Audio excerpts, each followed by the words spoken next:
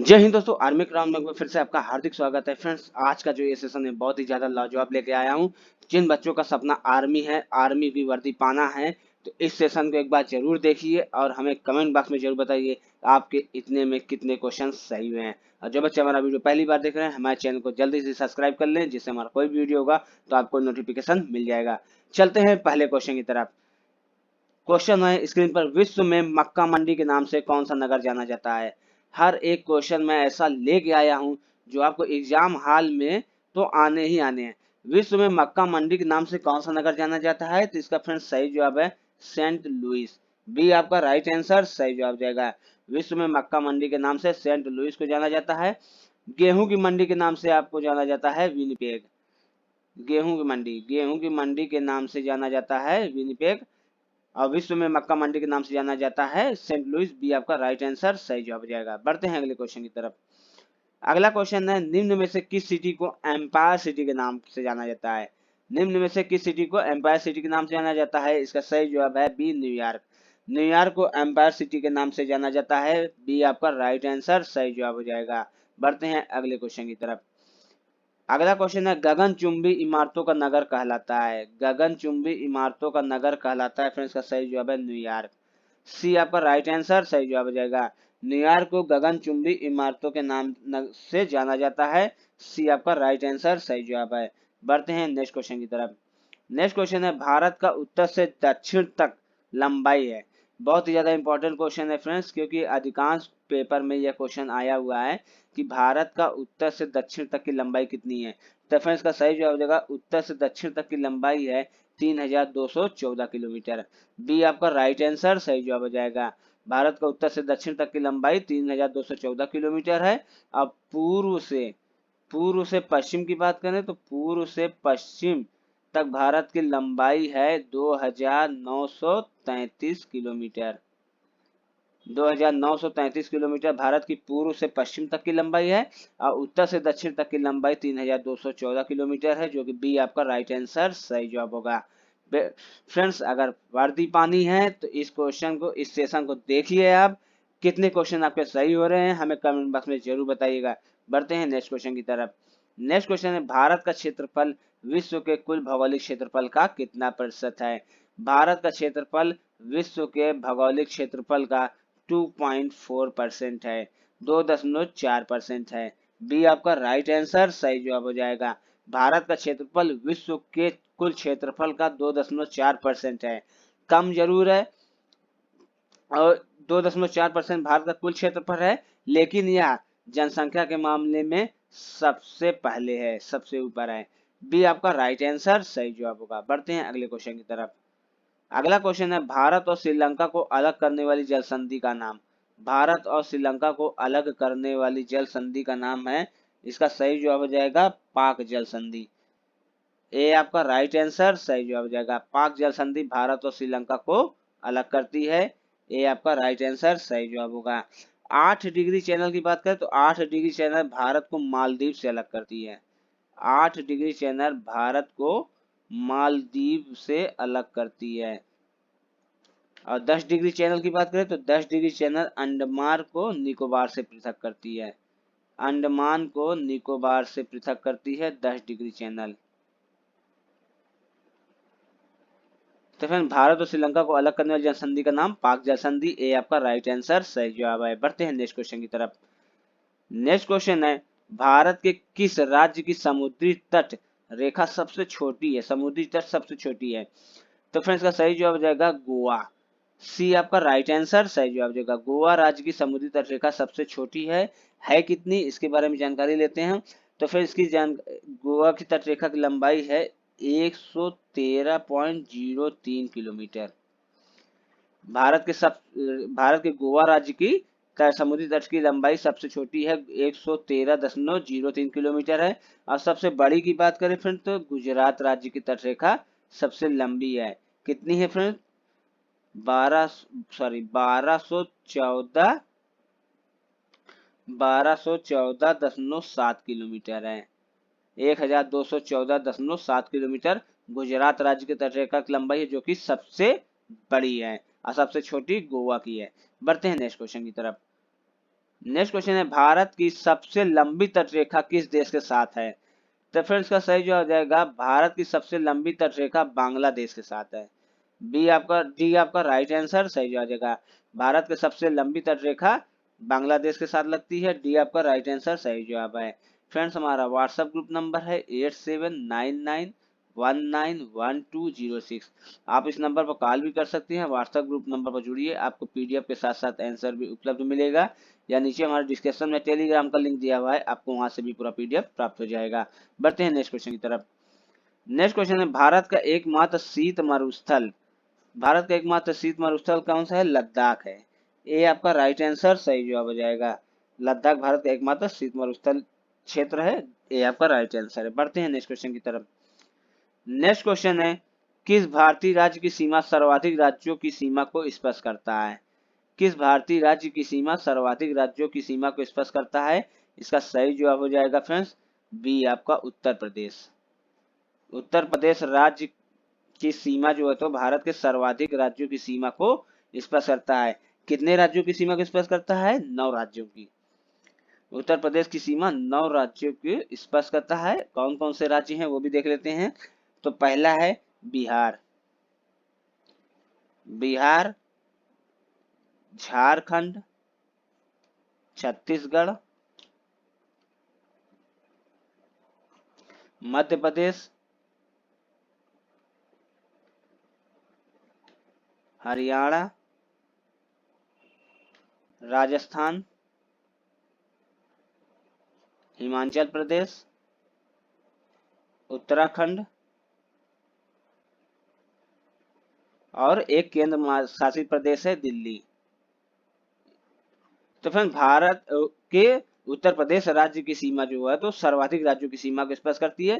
कौन कौन से हैं? बिहार, झारखंड, छत्तीसगढ़, उत्तराखंड, मध्य प्रदेश, हरियाणा, राजस्थान, हिमाचल प्रदेश और एकमात्र केंद्र शासित प्रदेश दिल्ली के साथ लगती है। तो बी आपका राइट आंसर सही जवाब है। बढ़ते हैं नेक्स्ट क्वेश्चन की तरफ।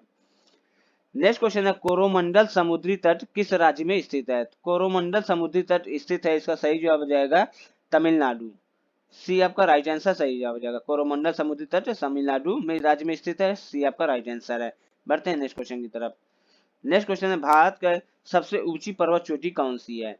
तो फिर इसका सही जवाब हो जाएगा भारत की सबसे ऊंची पर्वत चोटी है कंचनजंगा। डी आपका राइट आंसर सही जवाब हो जाएगा। कंचनजंगा भारत की सबसे ऊंची पर्वत चोटी है।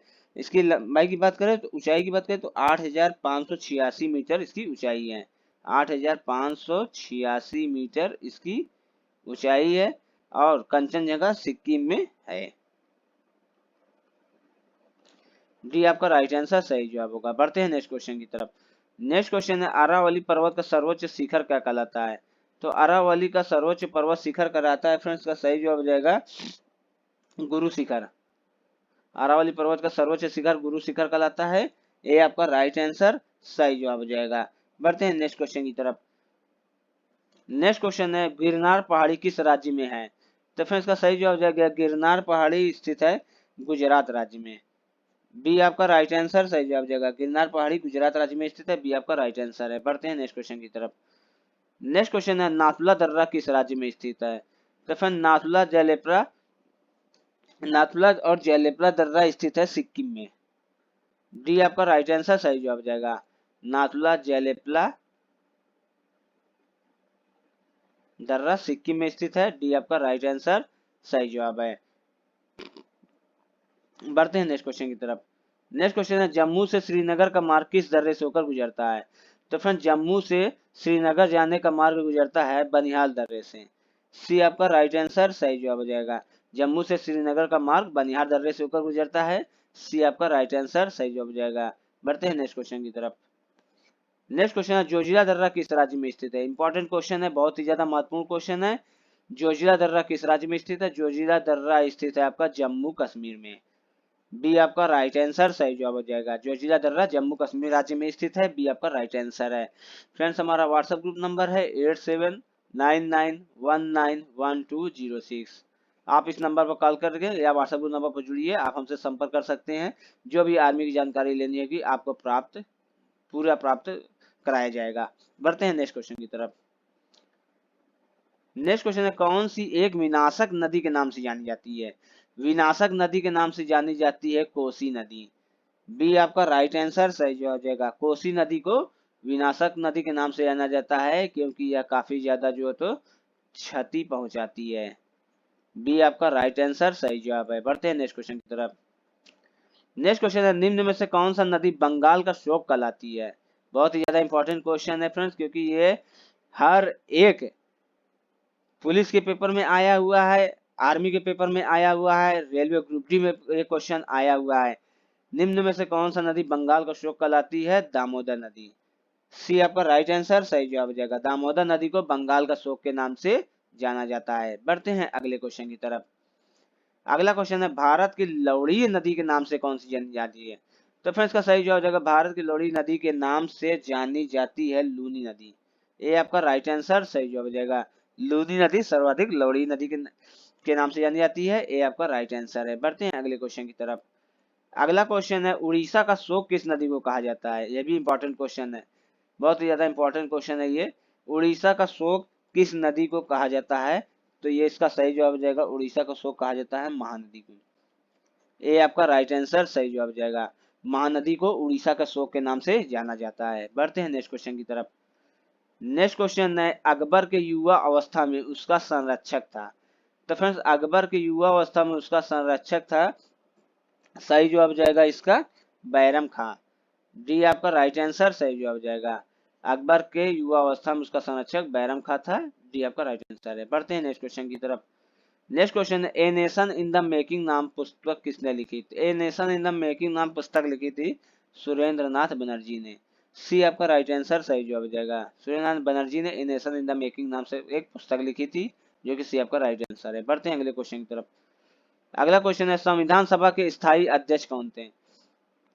संविधान सभा के स्थायी अध्यक्ष थे फ्रेंड्स, इसका सही जवाब हो जाएगा डॉक्टर राजेंद्र प्रसाद। सी आपका राइट आंसर सही जवाब हो जाएगा। डॉक्टर राजेंद्र प्रसाद संविधान सभा के स्थायी अध्यक्ष थे।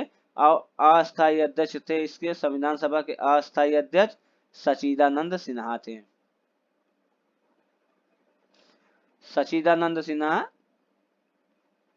संविधान सभा के अस्थायी अध्यक्ष थे और स्थायी अध्यक्ष डॉक्टर राजेंद्र प्रसाद थे, और इन्हें ही बाद में भारत का राष्ट्रपति घोषित किया गया। बढ़ते हैं नेक्स्ट क्वेश्चन की तरफ। नेक्स्ट क्वेश्चन है भारत का संविधान कब लागू हुआ? तो फ्रेंड्स का सही जवाब हो जाएगा भारत का संविधान लागू हुआ 26 जनवरी 1950 को। ये आपका राइट आंसर सही जवाब हो जाएगा। भारत का संविधान 26 जनवरी 1950 को लागू कर दिया गया था। बढ़ते हैं अगले क्वेश्चन की तरफ। अगला क्वेश्चन है राज्य की कार्यपालिका शक्ति किसमें निहित है? तो राज्य की कार्यपालिका शक्ति निहित होती है राज्यपाल में। बी आपका राइट आंसर सही जवाब हो जाएगा। राज्य की कार्यपालिका शक्ति राज्यपाल में निहित होती है। बी आपका राइट आंसर है। बढ़ते हैं अगले क्वेश्चन की तरफ। अगला क्वेश्चन है राज्यपाल के पद पर नियुक्ति की न्यूनतम उम्र सीमा। तो राज्यपाल के पद पर नियुक्ति की न्यूनतम उम्र सीमा है 35 वर्ष। सी आपका राइट आंसर सही जवाब हो जाएगा। राज्यपाल की नियुक्ति के लिए न्यूनतम उम्र सीमा 35 वर्ष है। इसकी नियुक्ति राष्ट्रपति के द्वारा की जाती है। इनका कार्यकाल 5 वर्ष का होता है। राज्यपाल का कार्यकाल 5 वर्ष का होता है, लेकिन यह राष्ट्रपति के प्रसाद पर्यंत पर कार्य करता है। राष्ट्रपति के प्रसाद पर्यंत कार्य करता है राज्यपाल। ठीक है फ्रेंड, तो राज्यपाल के पद की न्यूनतम उम्र सीमा 35 वर्ष है। सी आपका राइट आंसर है। शपथ कौन दिलाता है? तो शपथ राष्ट्रपति दिलाता है, नियुक्ति राष्ट्रपति करता है, कार्यकाल 5 वर्ष का होता है और राष्ट्रपति के प्रसाद पर्यंत यह कार्य करता है। बढ़ते हैं अगले क्वेश्चन की तरफ। अगला क्वेश्चन है भारतीय राष्ट्रीय कांग्रेस का गठन किस वर्ष हुआ? तो फ्रेंड्स का सही जवाब जाएगा भारतीय राष्ट्रीय कांग्रेस का गठन किया गया था 1885 में। ए आपका राइट आंसर सही जवाब हो जाएगा। 28 दिसंबर 1885 को भारतीय राष्ट्रीय कांग्रेस का गठन किया गया था और इसकी बैठक हुई थी कहाँ? मुंबई में। मुंबई में इसकी भारतीय राष्ट्रीय कांग्रेस के गठन किया गया था 28 दिसंबर 1885 को। इसके मुख्य महासचिव जिसको बोलिए तो ए ओ ह्यूम थे। ए ओ ह्यूम इसके महासचिव थे और अध्यक्ष की बात करें तो अध्यक्ष थे इसके व्योमेश चंद्र बनर्जी। व्योमेश चंद्र बनर्जी इसके अध्यक्ष थे। भारतीय राष्ट्रीय कांग्रेस के गठन की वो 28 दिसंबर 1885 को। ए आपका राइट आंसर सही जवाब है। बढ़ते हैं नेक्स्ट क्वेश्चन की तरफ। नेक्स्ट क्वेश्चन है, भारत में मुस्लिम लीग की स्थापना कब हुई? तो फ्रेंड्स का सही जवाब जाएगा, भारत में मुस्लिम लीग की स्थापना हुई 1906 में। सी आपका राइट आंसर सही जवाब हो जाएगा। 30 दिसंबर 1906 को मुस्लिम लीग की स्थापना सलीमुल्लाह खान ने और आगम खान ने किया था। सलीमुल्लाह खां और आगम खां के नेतृत्व में 30 दिसंबर 1906 को मुस्लिम लीग की स्थापना की गई थी। सी आपका राइट आंसर सही जवाब है। बढ़ते हैं अगले क्वेश्चन की तरफ। अगला क्वेश्चन है, वोल्गा नदी कहाँ गिरती है? तो फ्रेंड्स का सही जवाब जाएगा, वोल्गा नदी गिरती है कैस्पियन सागर में। बी आपका राइट आंसर सही जवाब जाएगा। वोल्गा नदी कैस्पियन सागर में गिरती है। इसे यूरोप की सबसे लंबी नदी भी मानी जाती है। वोल्गा नदी यूरोप की सबसे लंबी नदी मानी गई है। यूरोप की सबसे लंबी नदी वोल्गा नदी है। सबसे लंबी नदी वोल्गा नदी। वोल्गा नदी कहाँ गिरती है? कैस्पियन सागर में गिरती है। बी आपका राइट आंसर सही जवाब है। तो फ्रेंड्स आज के लिए इतना ही। उम्मीद है हमारा वीडियो आपको अच्छा लगा होगा।